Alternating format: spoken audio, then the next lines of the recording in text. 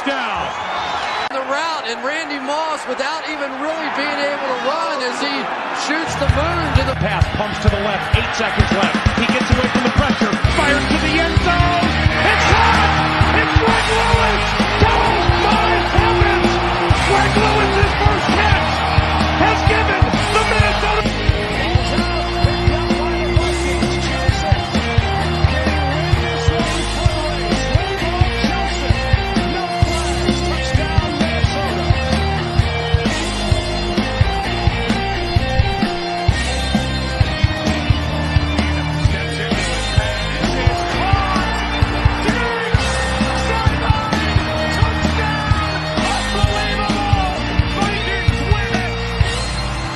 Four, 3, 2, 1, 0. Hey, what's up, everybody? Welcome in. We have a big show today, breaking down a huge Minnesota Vikings win. You have Skoldock here with House Calls with Skoldock, and we have Dave here as well. This is House Calls with Skoldock, brought to you by Minnesota Sports Talk. Dave, are you fired up, my man? I was pumped, man. If anybody was on there watching me live, I was going nuts the whole game, man. Going absolute nuts. Yeah, I was yelling at my TV, just absolutely fired up. Dude, coming into this year, I was just expecting an average year, flirting with 500, but here we are. We're 2-0, and this team's got me fired up, man. This Vikings team is playing excellent complementary football. The defense is just absolutely a blast to watch. And KOC is doing his thing, and the offense is getting it done. So what a start. We beat the Niners. I mean, just crazy. What do you think coming into this game? What was your thought process on this game? Well, I recently did a show with Tyler Flores, and I asked him his prediction. I never gave one, but I could see where he was coming from, that we would lose a close game, but we'd feel really good about ourselves. And I think if anything showed us what we could do was last year, we were missing a key weapon in Justin Jefferson and still pulled out a victory. And even at the end of the game, Sam Darnold was able to lead us down the field without Jordan Addison, without TJ Hawkinson, without Justin Jefferson, and still get a field goal to put it out of reach for them. What we felt like was out of reach, but you never know, right? It felt good.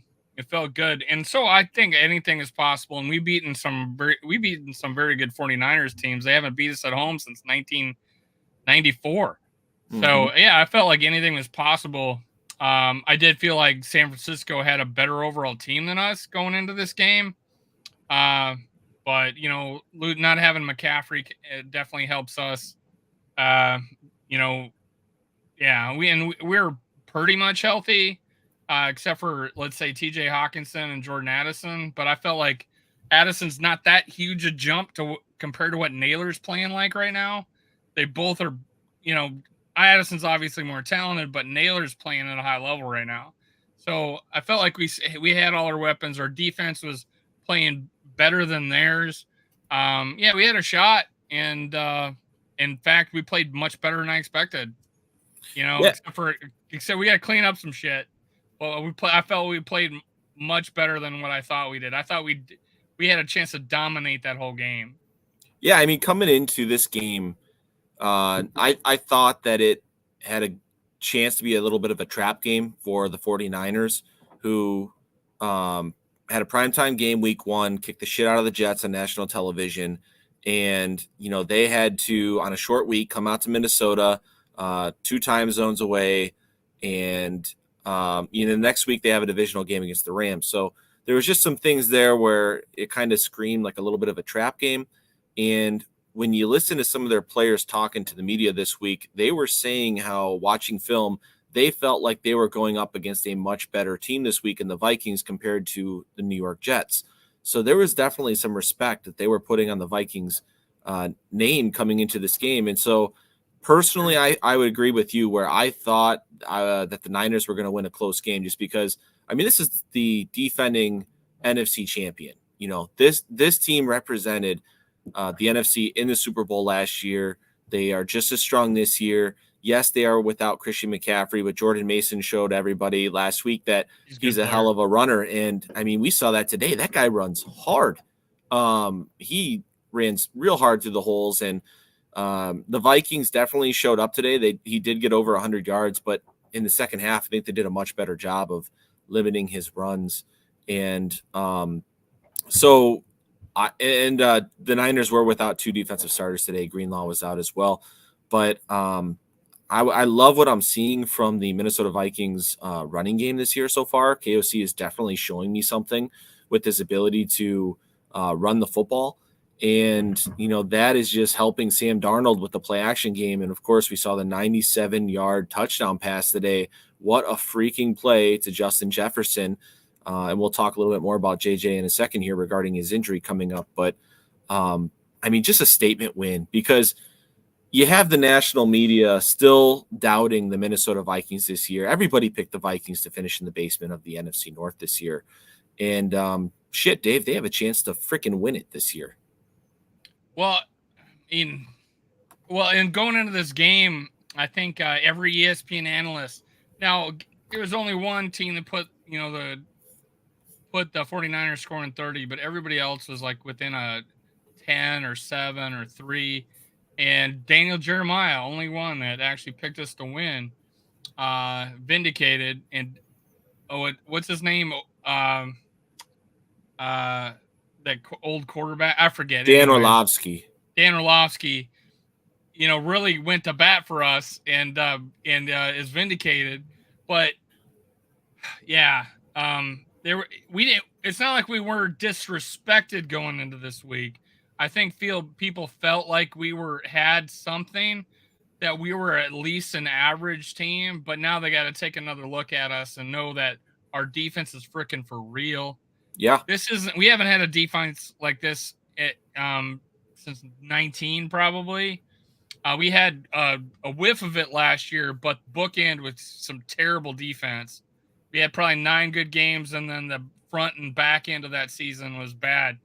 But yeah, we haven't had a defense like this since we won a playoff game, and it just so happened that we lost to San Francisco in the second round of the playoffs that year on the road. But yeah, we're a different team defensively. We have much better fit with our roster. Our offense just has to not screw up a lot, and we kind of screwed up a little bit today. But our special teams, and we talked about this, Wright was terrible. It has been terrible, but today he redeemed himself and looked really good. And if it wasn't for a rookie rolling into the end zone or tiptoeing into the end zone, he would have had a ball at the 1. And yeah, he played a lot better this game. Yeah, absolutely. When you play a team as talented as the 49ers, it's not going to look butterflies and rainbows all day long on offense. You're going to make mistakes, but I agree with you that the offense fumbling on the 1-yard line from an Aaron Jones throwing it backwards in the first drive was that it kind of like. Yeah, and honestly, and Sam can't do that, but at the same time, it was messed up from the 2 people going in motion. It was jumbled from the very beginning. Well, and the whole point there, though, is he knows it's a penalty, right? Well, he may not. I don't know. He doesn't have eyes in the back of his head. I don't know. I don't know if he saw it, Dave. I don't know. Right. I don't know if he saw it. And so when you're in the heat of the battle, like you don't expect 2 guys. You don't expect anybody to be right there, but you don't expect 2 of them to be right there. So maybe he didn't see it. But either way, he cannot throw the ball backwards like that. Yeah. He cannot, throw that interception in hhis own red zone like he did. But, that's going to come. You're going to take the bad with the good with Sam Darnold. The good is the, 97-yard touchdown because he's got a absolute cannon for an arm and he's not afraid to throw it. So that you're going to see some highs like that this year. And you're going to see him, throwing spears into linebackers' chest for interceptions this year because that's part of his game as well. So, yeah, I made the comment that I was like, looking at that play, it was like he needed a laser beam to go through one defender, through the next defender, through the third defender to get to the guy that he was trying to throw to. I'm like, oh my gosh, that was, I don't know what he was seeing there. Yeah, I don't know either. And that's going to happen sometimes with him. It's a reoccurring theme with Sam Darnold. But when you look at the final score and how competitive this game was, this is a game that it could have been 27-10 late in the third quarter had Aaron Jones not fumbled that ball on the 1 yard line. And Jones knows better than that. He was not having a good game. I feel like he was kind of compensating a little bit and trying to get in the end zone there. When realistically, he probably should have went down there. But just goes to show you he's fighting for extra yards. Is that what you're thinking? It just goes to show you that, this team, well, with the defense that we have at home this year, can hang with anybody. So, I hope that this game, it was a statement win for the Minnesota Vikings. I hope that they get some national recognition this week because that would be nice. Because all we've seen all off season was how, Sam Darnold's the quarterback and this team is garbage. But I think that they have to realize now that Kevin O'Connell is an amazing coach, and he gave, he outcoached Kyle Shanahan today, and a big part of that was because Brian Flores took Shanahan's soul today. He did. Brian Flores made it a really tough day for Kyle Shanahan to game plan, and that is a tough 49ers offense to stop, and the Vikings did a damn good job today slowing them down. Yeah, speaking of O'Connell, so we definitely have a different running game now, right? Ty Chandler stepped up. He had a better game than he had last game, and it was new people stepping up today. Today was Ty Chandler. Naylor stepped up again. And then we had on defense Cashman stepping up. What a game by Cashman. Oh my gosh. Amazing game. Crazy. I don't know if you noticed, I noticed this, but that left side of the offensive line is starting to play a little bit of bully ball. There's some holes that those dudes are opening up. Christian Darrisaw and Blake Brandel. I posted this last week that we got a wall at the left guard and tackle right now. That's the way I feel about it. And Kevin Harlan is the best game caller right now in football. And I really like when he's calling the runs and he goes, Christian Darrisaw with a huge block, on like that 4 yard run. And I'm like, that's great. Like to give those guys recognition while you're calling a game. I just thought that was something cool that I was hearing during the game. But, I saw this, that Kevin O'Connell is 19-0 when tying or winning the turnover battle since being the Minnesota Vikings head coach. That's pretty good. And that's I think amazing. I think what's his name on Twitter from Germany? He said it was like 19-8 now with his starting quarterback being, that started the season being healthy. That's pretty awesome numbers. Absolutely. Let's talk about injuries a little bit. So we had Dallas Turner go down with a knee. Looked at the play, didn't really see anything, to be honest with you. They also, the way that they're talking, doesn't seem like they're very worried about it. He was walking around in the locker room without any aid or anything like that. No brace. We'll see. Right now I'm leaning towards it's nothing, and we'll be day to day, and we'll be on the lookout for, any MRI or anything that they might get, any imaging studies, but it seemed like it should be fine. Justin Jefferson left the game in the second half with a quad contusion. Contusion just meaning that it's a bruise. So he got cleated, it looked like, or leg whipped. And in terms of this injury, it's something that you typically do not miss games with. He may miss Wednesday's practice. He may be limited Thursday and Friday, but I expect him to play next week and to be at a full capacity. Now let's get some shout outs here. I know we've been talking. So Bob Swede, nice to see you again. Warlord Art showing up again. Mary Fizz, Chicken Soup for the Soul, showing up again for me. Got Isaac Perman watching while I got Liz Frank foot surgery. Well, Eisen's out with Liz Frank foot surgery, and I can't say it. That's what what's his name? Van Ginkel had. Yep. Yeah, I've got Vikings Jerome in the house. What's up, man? Yeah, I agree. I think we both agree that could have been a bigger win if we didn't shoot ourselves in the foot. Now, just to play off of what you said, Skol from Skullfest. Vocal Vike, what's up in the house, man? You guys took over Twitter. Everybody at Skullfest was just tweeting about it. What's up? Looked like Johnny a hell of a NFL. time at Skullfest. Johnny NFL, man. What's up, man? Yeah, KOC and Flores have been a great pair. I think they respect each other. Now, feeding off a little bit of what you said about KOC, one of the things that, again, I said, we got a run game now. But when we were at the goal line on a 97-yard field goal, my whole idea, I was thinking, we just ran the ball. We got 3. It's at the 3-yard line. Play action. Right here. Play action. Boom. And our line held up. He had time to step up.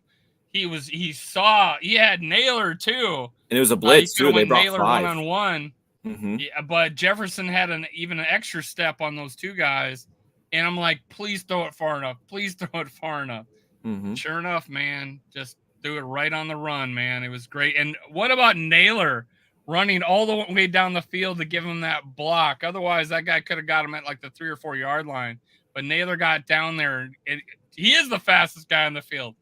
Whoa, he got all the way down there. He took the angle, got in front of that guy.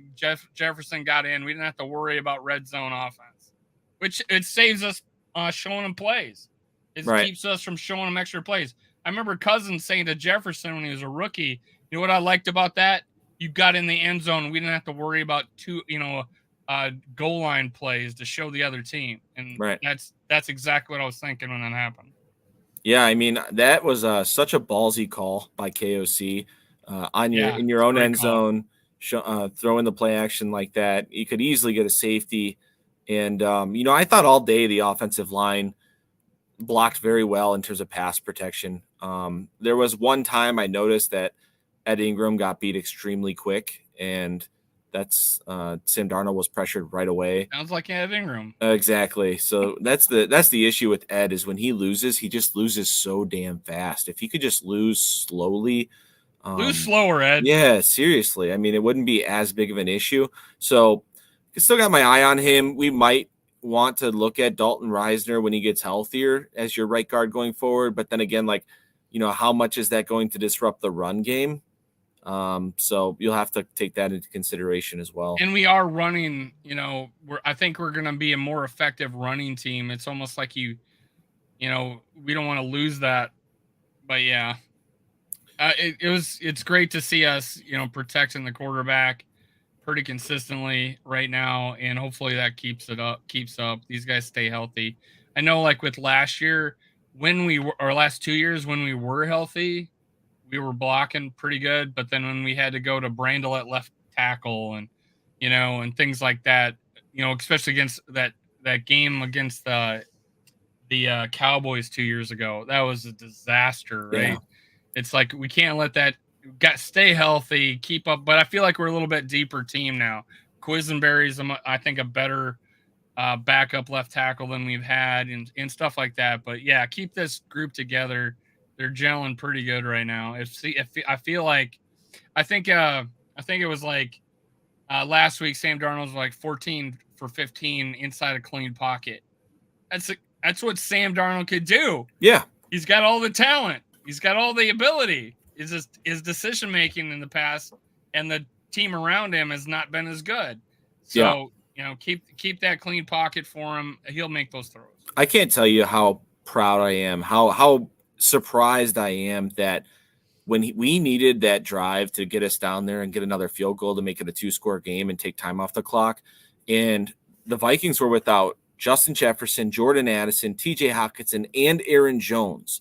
So you're looking at who's on the field with Sam Darnold in a big 3rd down. I think it was like 3rd and 8 or something like that. So this is a big money down. Our 3rd, 4th, and 5th receiver. Yeah, you have Jalen Naylor, Christian Jackson, Brandon Powell out there, Trent Sherfield, and your backup running back, and he throws a back shoulder seam route to Naylor, and it was right on the money, and I was just like, wow. I didn't know he had that in him, and before that, there was a big time conversion to Brandon Powell on one of those short motions that KOC likes to do, so that you can't jam the guy, and it gives him a free release. I think two. I think Sherfield had a reception too that got us the 1st down. Yeah. if I'm not mistaken. So KOC on those money downs, he was in his bag. He did a phenomenal job. The protection held up, and Sam Darnold proved to us that, he can do this. And shit, if you can beat the 49ers at home, we can sure as hell, beat some of these other teams who are coming up on our schedule. And I'm excited to see what they got against the Texans next week. Who stood out to you? I mean, on offense, let's go with offense first. Yeah, I mean, first of all, when you have a statement win like this, there's a lot of people that are going to stand out to me. So let's give credit first to where credit's due. And I'm going to say Sam Darnold, Justin Jefferson, and then number 3, I'm going to say Ty Chandler. To me, those are the 3 guys on offense that really stood out today. And I'm sure when you go back and watch the tape, you would always say Christian Darrisaw. The guy's an absolute beast. But Sam Darnold, Justin Jefferson, obviously we're just feeling it today. Excellent day from both of them. Ty Chandler had a lot of bursts today, was averaging, I think, 10 yards a rush at one point. He was just phenomenal. And then they ended up 10 for I think 82 or something like that. Yeah, I mean, great day for him. And then defensively, again, my answer is who didn't stand out? They were all over the place today.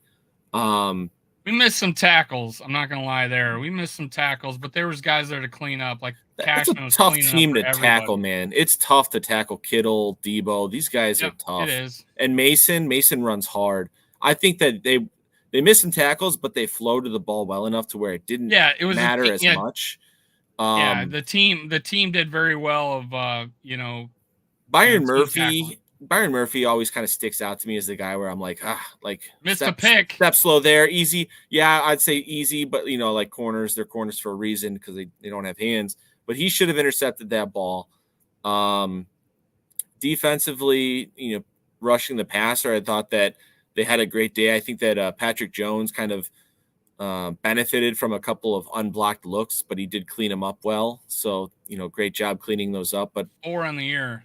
Yeah, I mean, that's all B-flow. And nobody's going to talk about it. That's all B-flow. You know what I mean? Like, when you get gifted, that's the who was the guy that would always get like 3 sacks in Chicago? He just left us and went to the Panthers.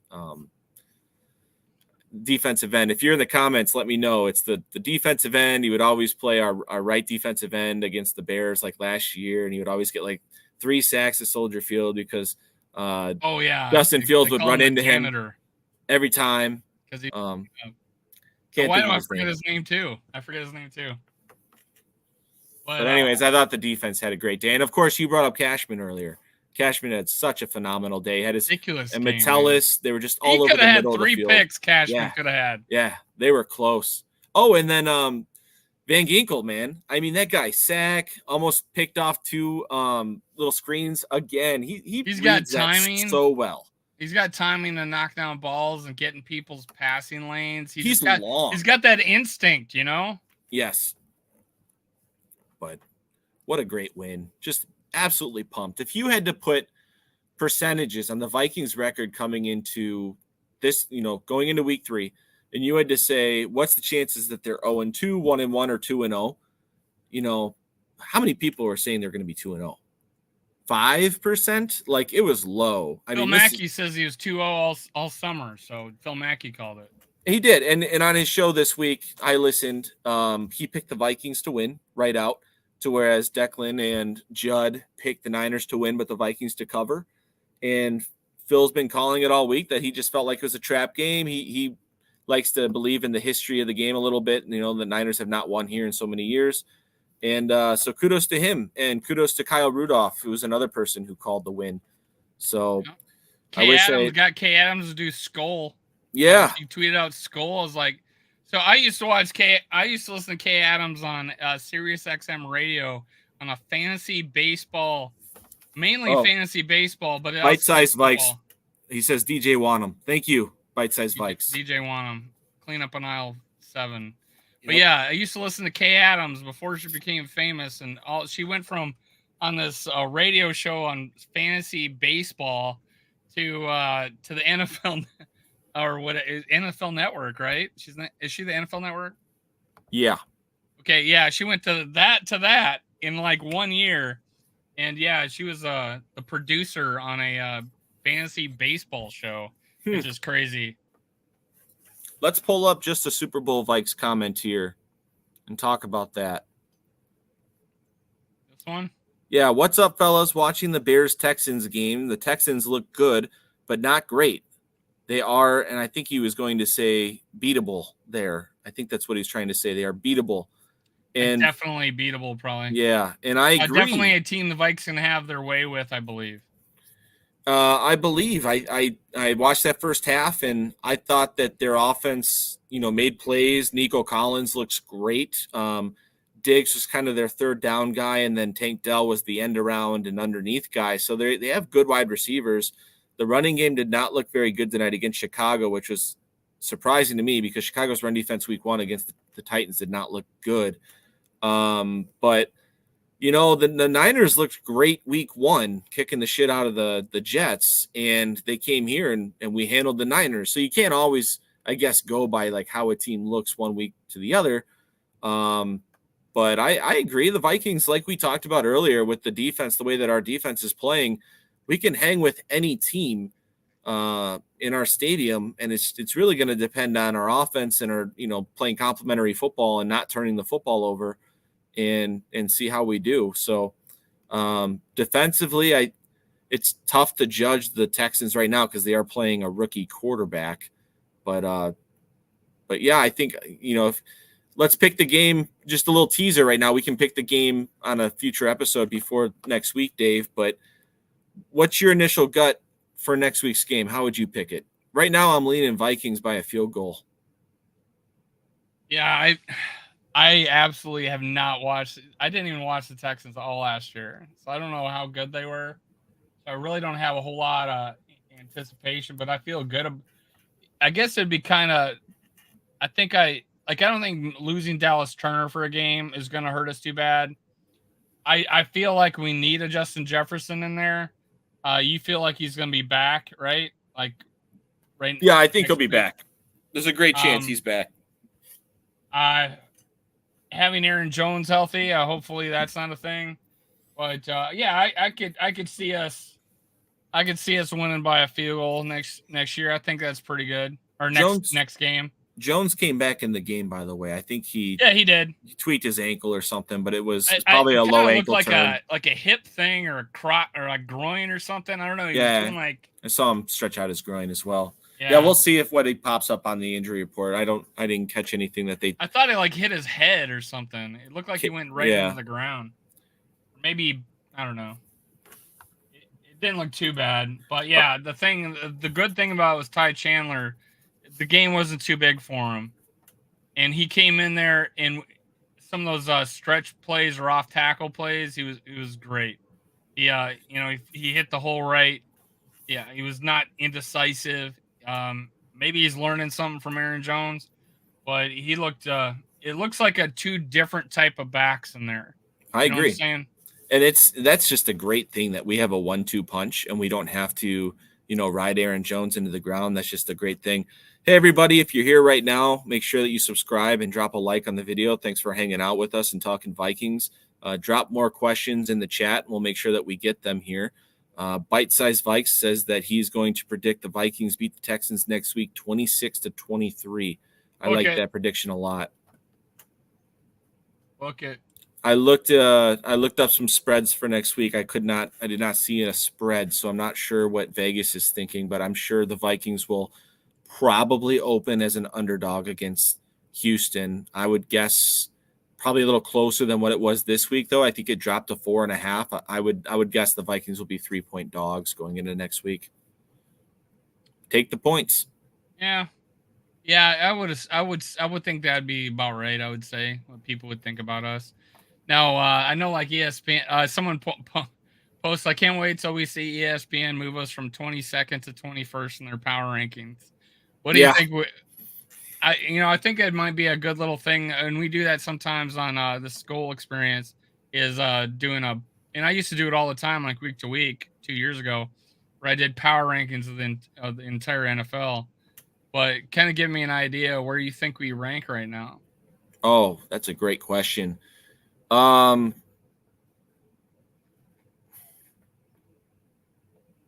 I would say I would put the Vikings somewhere around maybe 12, somewhere in there.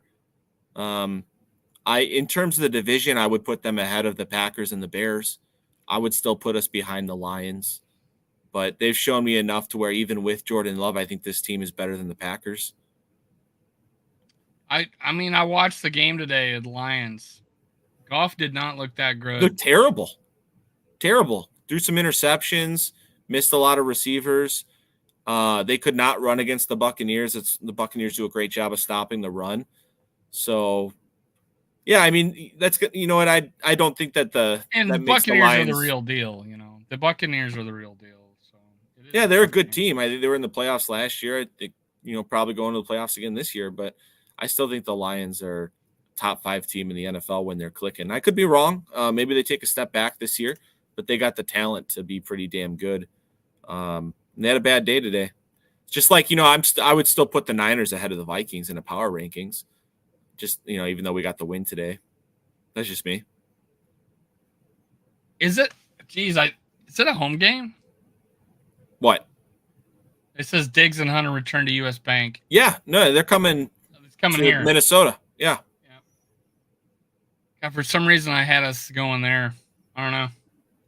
No, I got to do a refresher every time I get on a podcast. We got the Texans at home, and then we go out to Lambeau, and then the week after that we go to London, and then we have a bye week, and then we play the Lions at home, and that's where T.J. Hawkinson's probably coming back. Is that Lions game, which will be. And what week is that? That's going to be week 6. Don't we have a bye week? Week 7? 5. Week 5. 5? Yeah. Okay. So 6 would make sense then. But do you have to do you know how it works? Because it IR you can miss 4 games. So the fifth game's a bye? Yes. So he's eligible to come back after that. He would be week 4. Okay. Trey says, can we talk about the fact that this team is better without Kirk Cousins? I'll shed my opinion on that first.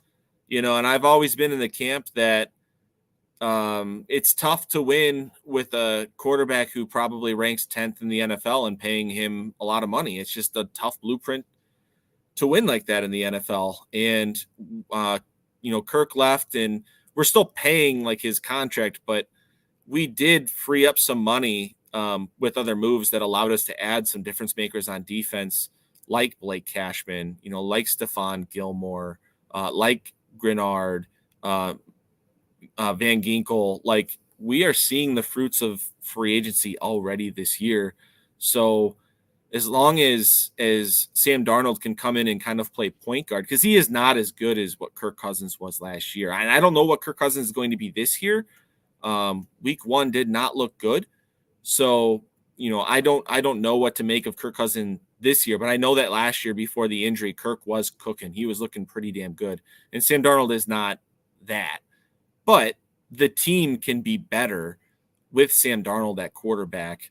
And, that's kind of the frustration that that me and a lot of other fans were talking about from year to year. And we were excited to draft a rookie and kind of move on from Cousins. And it's nice to see that the franchise didn't burn to the ground once Cousins left. So we did not save. We saved zero money this year getting rid of Kirk. We absolutely saved zero money. And we paid $10 million to a quarterback to come in. So we're spending $38 million right now on two things: a cap hit, a dead cap hit for Kirk, and a $10 million paycheck to our new quarterback Sam Darnold. So we saved absolute no money. In fact, we probably would have saved money keeping Kirk because we probably would have pushed money into the future. So that has absolutely no effect this year. So the fact that we're a better team without Kirk is the fact that we got better defense. We're giving up 10 points a game, and we have not fumbled 7 times. It's just we're playing better than we did last week. Mind you, last year at this time, Kirk threw for over 300 yards and 4 touchdowns on Philly on Thursday night. And we turned the ball over 4 times. Mm-hmm. So, and then the last 2 games with Kirk, like Doc said, we were cooking, and we were cooking without Justin Jefferson. Right. We won 3 straight games to get to 400 or get to 500 without Justin Jefferson, and that was under Kirk. So I don't consider us. I think we're a better team, but not because Kirk left, because we got a defense giving up less than 10 points a game right now, and we're not turning the ball over more than the other team. So we're 2-0 because of that. I mean, I was going to say to somebody today, because there's a lot of Kirk people still hating Kirk, and he's not on our team anymore on Twitter. And I want to say, if only it's been so long since we beat San Francisco. Yeah, it's been 10 months. We beat them on Monday night. So yeah, we had a good team last year. I think we probably have overall a better team this year because we got players that fit that defense now. And we got another year under our belt with that defense. And, Justin Jefferson healthy is a good thing. So, yeah, we got a better team this year, but not because we lost Kirk. We didn't free up any money. It got ate up. It's still ate up. Now our future, if Sam Darnold next year. Yes. Or we're going to have a hell of a lot more money. Year, yeah. Yes. Because Kirk is gone. So next year is where you really get to. And by the way, the fact that they are playing so well right now and the defense is playing so well, and you get to add, resources, free agency money into next year's team is really exciting. And it depends on, is Flores with us? Have we brought a guy along to play relatively the same philosophy? What do we do about only having 3 draft picks? I know, Skull, you didn't think it was a big deal that we're the 5th oldest team in the league, but every player that we got is going to be a year older, and we only got 3 draft picks, and we're going to fill those holes with veterans, so we're not going to get any younger probably next year. Yeah, but who are you concerned about for next year, like 2025, 2026? I would say Harrison Smith, Stephon Gilmore. Who else? I mean, we got 8 starters over our average age. I mean, but I'm not concerned. I don't think it's a bad thing that we have veterans playing.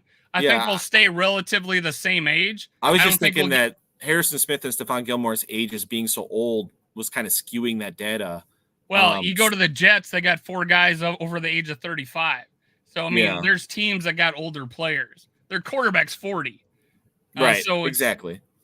It was nice, though, to see Darnold extend and get a first down with his legs, which is just, it was so rare with Kirk Cousins. Like, that is nice to have that as a part of your starting quarterback's game. But no, I agree with you that, in terms of playing better and seeing better results this year, it's completely defensive driven and it's turnover driven from the offense. And Kirk did not really have a lot of contribution to the team dropping the ball for the first 4 weeks of the season. That was a tough break. I think the 4th game was that the Kansas City game? No, we won that game, the 4th game. But I was, as a foot and ankle surgeon, I had my concerns about his Achilles. I said, let's please move on. And they did. And week 1 didn't look great for him. I hope Kirk kind of rebounds and has a good season for his sake. But I'm really, and I'm really happy with the direction of this team. And like I said, to start out 2-0 and have this team look like it's going to compete for the playoffs this year in a year where we didn't really expect that out of them, it has me really excited for next year. And let's pray like hell that JJ McCarthy is the guy. Yeah, I mean, that's the thing. I'm gonna probably do a poll. I'm like, when do we start talking about extending Sam Darnold? Do we wait and see if he plays better? Are you holding me off on that, or should we wait till the season's over and have him check free agency? Or should we just say nope, no matter what he does, we're going with JJ McCarthy? I think it depends on his market. Is there a team out there like the Panthers? He would go back to the Panthers. That'd be hilarious. Or the Giants, who are desperate for a stopgap guy, or like the Seahawks did with Geno, or like Baker, how he landed in Tampa and he got extended there. Is there a team that's willing to pay Darnold $20+ million to be the guy? Because if that's the case, I would not do it. I would just roll with McCarthy. But if his market is not there, I'd gladly bring him back. And the thing is, though, is I don't know if Sam would want to come back to be a backup. You know what I mean? I feel like there will be a team out there for him that, especially if he continues to play like this, that will say, hey, why don't you come here and press to be our starter? I think it's going to split I think there's going to be a split. If he continues to play like this, which is very good, yeah, but not great, right? Because there's been mistakes. But I don't think he took a step back by any means, but we saw that pick that was like, what the hell kind of pick? Yeah. And then the throw backwards. So we've seen what could happen if I mean, I don't even think he was really pressured on that pick, but I don't know. I'd have to go back. No, I don't think he was pressured. I don't think he was, right? Yeah, so, and he had a dropped interception in the end zone too. That, I mean, it was kind of more of a swatted pass. Yeah, when we got the first field goal, I wasn't impressed with that throw either. No, because he throws it high, our guy could go get it, but it almost should have been a pick too. So it'll help that's another throw. It'll help getting TJ back for the red zone. To be honest, he's such a good target in the end zone. Here's what someone brought up is like, can we say that the defense won this game and not Sam Darnold earlier? And I'm like, I'm not willing to say that because I thought there's a lot that Sam did was good. And they talked about mistakes that Sam did. And I'm like, the recency bias that a fan club has because they are only watching their team and we only see the highlights of the other team. I said this with Cousins. If you look at the way Sam Darnold played, I immediately say he probably played better than Purdy. Purdy threw so many possible interception balls that it was almost like he was throwing it to us. Then you go over and look at Goff. You look at all these other games. You look at Burrow last week. You look at Caleb Williams last week. You would say, oh, they're shit. But hey, Burrow was a Super Bowl quarterback. Purdy was a Super Bowl quarterback. Caleb Williams is the number one pick in the draft. No, it's recency bias. We see our guy. It happens in every game. I would consider this a good game by Sam Darnold, man. I would take this game by Sam Darnold. Absolutely. I'm going to take this game 10 out of 10 times from Darnold. Yeah, 100%. Yeah. He's going to have a lot of games this year where he throws an interception, everybody, and that's okay. Our defense is good enough to survive throwing an interception. It's going to be fine. I would still give him an A grade this year. And then your own red zone, and then back by your goal line. Yeah, absolutely. So I'm not really worrying about that. Let's read some of the comments here. Sam will be MVP. Yeah, I don't know about that, but hey, how about comeback player of the year for Sam Darnold? Yeah, I think he's got a leg up on that. Skull Experience said if any award Sam would win, it would be comeback player of the year. Trey says KOC is a quarterback whisperer. 100% agree with you, and I would extend that guy tomorrow. Don't mess around with it. Just keep him in town. Circling back to something else you said, Dave, about Brian Flores. Hopefully he's sticking around. I really feel, and this is just my opinion, that the NFL is blackballing him to the nth degree and that he will be our defensive coordinator for a long time. I don't think he's getting a head coaching job. And then with the players, with Tua coming out and just throwing him under the bus and other players kind of backing Tua with how he mishandled the quarterback situation in Miami, that's not a good look. And hey, some guys are not meant to be head coaches. They're meant to be defensive coordinators. I think that's Brian Flores. And I think he's going to be with us for a long time. So, yeah, I'm going to agree with a lot what you said there. And it doesn't help that you sue the league. I sue my employer. They're not going to give me a raise and a promotion. Right. You know what I'm saying? So it's a good old boys club. It's a group of people that hired the commissioner. They got together and said, this is the guy they want. And they back him all the time. And they all talk to each other. And if one of you guys take a guy, it's going to make us look bad. Now, he had a shot to interview with the Cardinals and turned it down. And then he goes and doesn't get even an interview the next year. And I think he interviewed for the Giants, right? And Belichick said that, hey, congratulations, but he sent it to the wrong Brian. But I do feel like in the Tua situation, I also made that as a point before too. So I'm right there with you. He did not handle his quarterback position very well. And that's the same way Zimmer. He didn't handle his quarterback position very well either. So you can see that. And Zimmer, he had a good week last week, but apparently they gave up 40 some points to frickin' the Saints. They might be the real deal now, but that's like Mike Zimmer's Christmas Day all over again. Remember when Kamara put up like 5 touchdowns? Yeah. Oh God. This is repeat. This is the same Mike Zimmer defense that Kamara ate. So I was talking to a Cowboy fan this morning, and I was like, "Yeah, Zimmer's a good defense coordinator. You're gonna like him." No, and he did this against the Saints. But yeah, but I do feel like he has learned. I felt like I believed him in his press conference. I love that the players stood next to him. I think it was 44 and Metellus and Phillips. Yep. Harrison Phillips. Mm-hmm. So I believe that he took the high road and Tua took the low road. I almost felt sorry for Flores. I felt sorry for Flores, honestly, and I thought less of Tua because of that. And I like Tua. Joe Mixon's in a lot of pain, hopping around. Something to monitor here. He plays us next week. Let's see. Mixon? Yeah, watching it right now. Right ankle, eversion injury. Looks like a high ankle mechanism. High ankle sprain. Is that a scientific term, mechanism? Mechanism of injury. Yeah. Oh. So we'll see how that goes. If that's if it's mild, there's a chance that he doesn't miss next week and he could return to the game. If it's moderate or severe, he may be out next week. So, hey Trey, make sure you get on YouTube and follow Skoldak and me here. He does the show every Sunday. Sometimes we might do it during the week, but it's on Minnesota Sports Talk. Come check it out. But yeah, Trey, I'm gonna let Skoldak answer this first. Oh, Texans had a wide open throw to Tank Dell over the middle of the field. Drops it. They're gonna punt to the Bears. Sorry about that. I thought it was gonna be a good thing. No, you made it sound like a good thing. But all right, what do you think? Let's put it this way: do you want Chase to have a Jefferson reunion? You're talking to me. Do I want Jamar Chase? Do I want Jamar Chase? Do you want Jamar Chase on your team next year? In an ideal world, I'm not going to say no to that.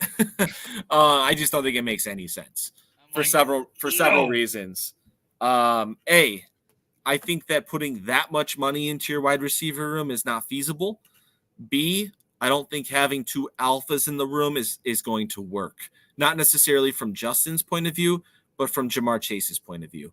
I don't think that guy wants to be on Justin's team to be the possible Robin to Justin's Batman. There's no way that that's going to work.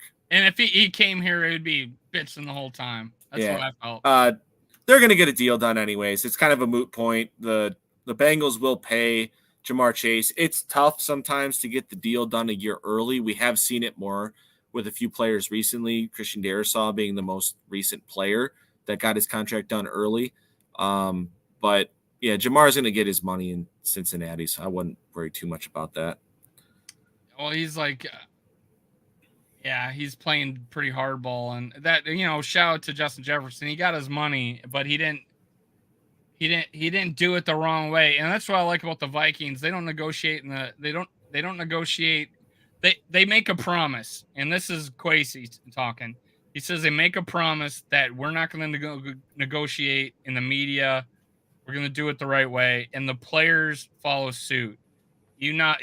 All the players, Neil Hunter, all the players that left or stayed, you did not hear about it in the media, at all. And I love that about our team. Yeah, and Joker Nation says in the comments that Chase is definitely not better than Justin Jefferson. I think we can all agree on that. There's not a single metric that you can look at that would say that he is better than Justin Jefferson. I don't understand the other side of the argument. I can't even pretend to make an argument that would say that Jamar Chase is better than Justin Jefferson. I guess the only thing that I could say is that Jamar Chase has better touchdown numbers typically than Justin Jefferson does. Maybe a little bit better in the red zone area than Justin Jefferson, but on the whole, it's not even close. And I obviously they're double teaming him everywhere they go. But he's got 2 touchdowns in 2 games. He's probably already on pace to have his best year. Yeah. Basically. So, We are more. I feel like we look better, more effective in the red zone, so far this year. I agree, and it probably has to do with the fact that we have a better running game. And our line looked better too. It's looking a little better, I think. Mm-hmm. And again, it's early. Wait till the injuries happen. Knock on press particle board here. And Caleb Williams is looking pretty rough so far. This game, he started out pretty hot, 5 out of 5, and then since then, he's not looking too good. So, Joe Mixon going back to the locker room. Rookie class so far. I guess Jaden Daniels got Rookie of the Week. How did he look did you see how he looked at Washington? Yeah, I had Red Zone on. It was I saw that game coming up here and there, and I don't think that Washington got into the end zone. So the Giants scored 3 touchdowns. I think they had 21 points today. Yeah, the kicker had 7 field goals, right? Exactly, and the kicker won the game by himself, essentially. Get him. Oh, man. Caleb Williams is Houdini back there, dude. Did he just get a cheap foul? So, Jaden Daniels, 23 for 29, 226 yards, 10 for 44 rushing. No interceptions, no touchdowns. Not bad. I would have to see what it looked like, but he only missed 6 passes. Daniel Jones, 2 touchdowns though. 5 for 32 rushing. Bears are punting out of their own end zone, so Texans should have. How do you win a game with 7 field goals? It was only the third game that an NFL team won in that manner, with the other team scoring 3 touchdowns like that. Oh, Texans just had a big return back to the 50. There's a flag. We'll see what that flag looks like. I've never seen so many 6s on a box score before. Yep. 1, 2, 3, 4, 5, 6 6s. Trey says McCarthy might be the best out of this rookie class, and it's funny how that works sometimes. I saw a tweet. Some Bears. It's also convenient that he won't get to see him play, but yeah. Right. But I saw this tweet from like a Bears fan who's like, oh yeah, like Vikings took the 5th quarterback in the draft, like stay poverty. And I'm like, dude, sometimes that 5th quarterback is the best guy. You never know. Lamar Jackson was the 32nd overall pick in the NFL draft. He's pretty damn good. And he's 0-2 this year. Yeah. So 0-2 this year now. Yeah, and it's funny because the Ravens fans are turning on John Harbaugh like he's not a good coach. Like, give me a break. Give me an absolute break. Funny how that works. But Jesus, the Saints, man. Ooh, we got a Niner fan in here. Good game, Minnesota. You guys kicked our butts. But I have no doubt this won't be the last time meeting this year. We will see you guys again in the playoffs for some payback. Hey, that's the plan. Hopefully it's in Minnesota. Hopefully it's in Minnesota. That's the plan is, we're trying to make the postseason this year. And we're happy that other fans are starting to notice, because it was awful easy for other fans to just disregard the Vikings. It's an easy win. No way we're going to lose to Sam Darnold. And, there wasn't an emphasis on look at this coaching staff and look at the roster top to bottom. We felt like this team was going to be a good team. And it feels good to be validated, to not feel like we were just being total homers about it. Yeah. And it was complete crap. We got a better roster than we had last year. We just kind of lost our quarterback, and TJ Hawkinson was hurt. Mm-hmm. So I felt like that was the only difference, but I felt like we got better and deeper. And I felt, and the only reason I'm keeping us at 10 wins is because our schedule, it opens up. I thought there would be a little drop off at, at least a little bit drop off at quarterback.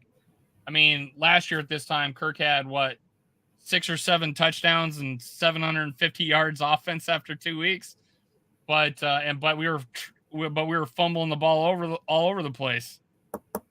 First game of the season, he had like 270 yards at halftime. We only touched the ball 3 times the second half, which was crazy. And then we ended up being Tampa, ended up being good and making the playoffs. Mm-hmm. So yeah, it's just, I felt like there would be a drop off there, and then TJ Hawkinson was hurt. but I felt overall our roster got better. I didn't see us. That's the only reason keeping the schedule and the fact that I felt like maybe we had a drop off at quarterback that we'd win 10 games still. Yeah, defensively, especially in the pass rush department, we are way deeper. And just in the defensive line in general, we are way deeper. And sacks already. Mm-hmm. Yeah. And even though we lost to Neil Hunter, we have a much better pass rush across the board now, which is great. Oh man. Yeah, we Texans. just fit so much better. Greener's a real deal player. I mean, I think Dallas Turner is going to be got to know how to not go into the end zone on a punt cover, but I forgot what happened on that drive. Did we get a turnover on that drive? I forget. Which one? Well, when we should have downed it at the 1 yard line. Dallas Turner went into the end zone. The punt cover. What ended up happening on that? I think we ended up getting a turnover on that drive. I don't think it ended up mattering. But yeah, he's got to know. That's a rookie mistake, by the way. Dallas Turner, he's got to know where he is. We don't have a drop off at quarterback. The ball was dying too. I don't even think we'd have went into the end zone on its own. We helped it get in the end zone. Jared, what's up, man? We didn't think we were able to stay, and now we have a legit running game. Yeah, absolutely. I totally agree. Trey says I'd rather have a good defensive line instead of an elite pass rusher making a lot of money. I agree that defense is all about minimizing the weak links that you have in the system. It's really easy to concentrate on one guy. It's really difficult to concentrate on 3 or 4 guys. So, and it's really important for the Vikings to stop the run on first and second down to get them in that 3rd and long so that they can get their pass rush specialists on the field together so that you can avoid focusing on 1 or 2 players. But I totally agree with you, Trey.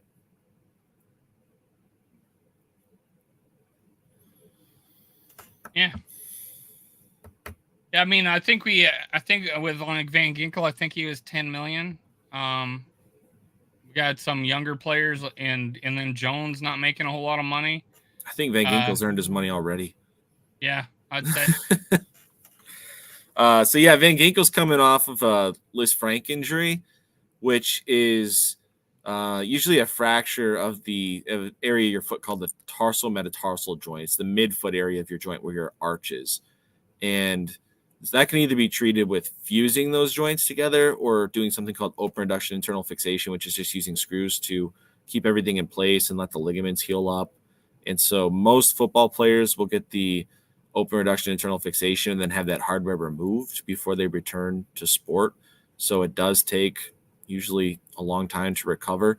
So it's not uncommon for players to have stiffness around these joints, which may be why he was limited during the week. And you may see him miss practice time throughout the season secondary to this, but it's not something that I expected to, creep up to the point where he misses games over this. It's just kind of a pain and soreness thing that he has to get through. Do you think, I know like Jared said we didn't have a drop off at quarterback. Is it sustainable that we win games with only 50 and 54 plays? What was it today? 54. 54? Yeah, I mean, the sample size is small, but we've seen it twice in a row now. I say, why not? Their yards per play. Kevin O'Connell tackled this, by the way. He answered this. He says, as long as the yard per play is high, then that's fine, and you can get away with doing that. Obviously, our yards per play, you saw it pop up on the screen, was like 10 or like 8 to 9 to 10 or something like that, and that's because you had a 97-yard play. Yeah, the big one, yeah. Right, so it's skewing that, but at the same time, like you scored on a 97-yard play, so it's you're not doing a 14-play drive for a touchdown. You had a 4 or a 3-play drive for a 97-yard touchdown. And it's really weird because, despite having less talent than we did, a 6.7 yards per attempt, or historically for him, to now where is throwing it downfield. It's like, it's nice to see that he has that, right? That he didn't have that, statistics over time don't necessarily lie, right? You play 4 or 5 seasons and your average is 6.7. It's not good. And then your completion percentage is 59. Now he's just blowing out his norms, which, you hope is statistically, that wasn't that bad where he was at. And hopefully that's the case because he is blowing out his norms. I said he was capable of, 25 and 13, 25 touchdowns, 13 receptions. And then, sniff 400 or 4,000 yards.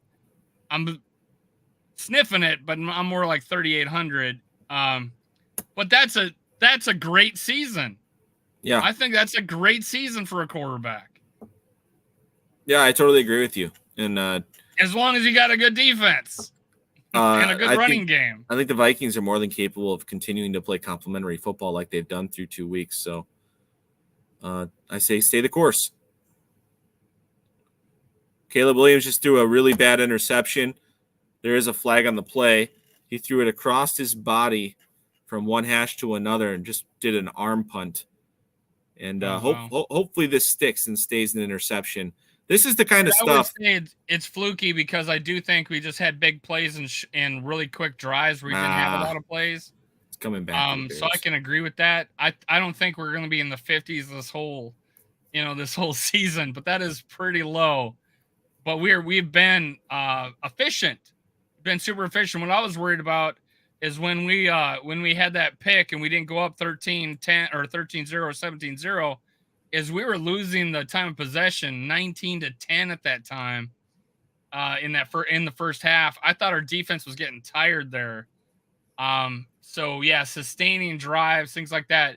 Now what I was begging for is, I want an 8-minute drive here.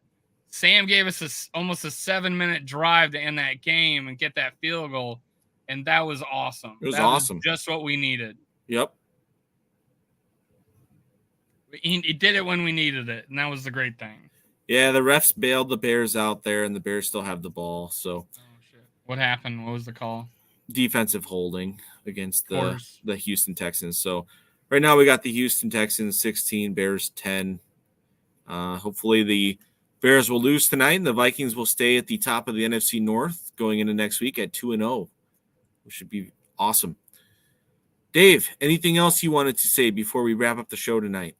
No, man. I think the type of football I was expecting to see if we were going to be a winning team is playing out on the field right now. Like you said, complementary football. I think our special teams was awesome today. I feel like our defense took that next step. Even though we gave up like 399 yards, I felt better even this week because we did it against a good team. And then the offense is playing exactly how they need to play to just, limit mistakes.